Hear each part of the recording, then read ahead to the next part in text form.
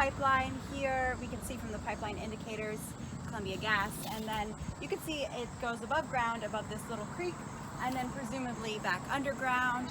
We also noticed just a lot of pipeline indicators going down the road this way, and this way, and this way, and I pulled up Track Tracker app to see what's in this area.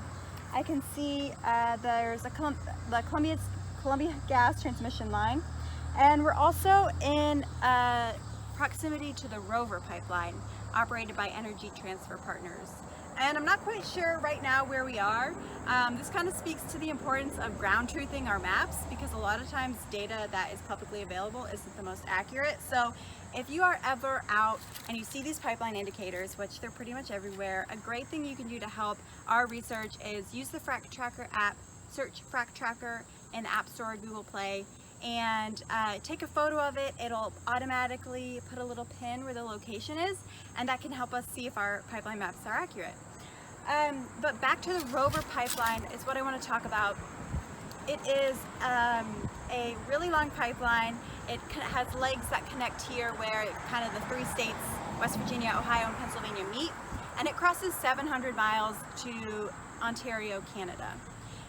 It's taking fracked gas from the Marcellus and the Utica up to Canada, and this kind of goes to show just how much gas is being produced in the Marcellus and Utica region.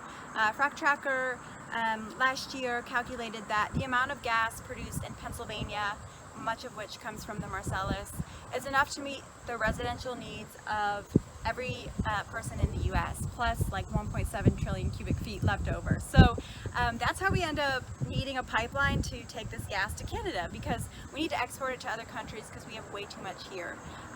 So when you hear that fracking is about energy independence, it's really not. It's really about, you know, the profit of corporations who are selling it to other countries.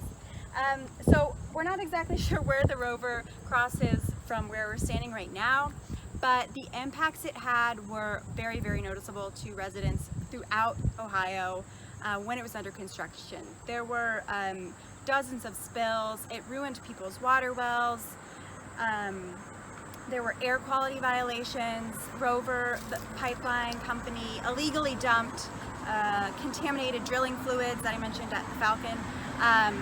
Dumped these fluids down quarries near people's water wells, and one of the most significant incidents, it released millions of gallons into a pristine wetland of drilling fluids, into a pristine wetland, just really coating the wildlife there and destroying it. And many groups are still, like Ohio Environmental Council, Sierra Club, are still working to hold Rover Pipeline accountable for those violations. And actually right now the Ohio Supreme Court is deciding whether the Ohio EPA has authority to enforce the Clean Air Act for some of these violations.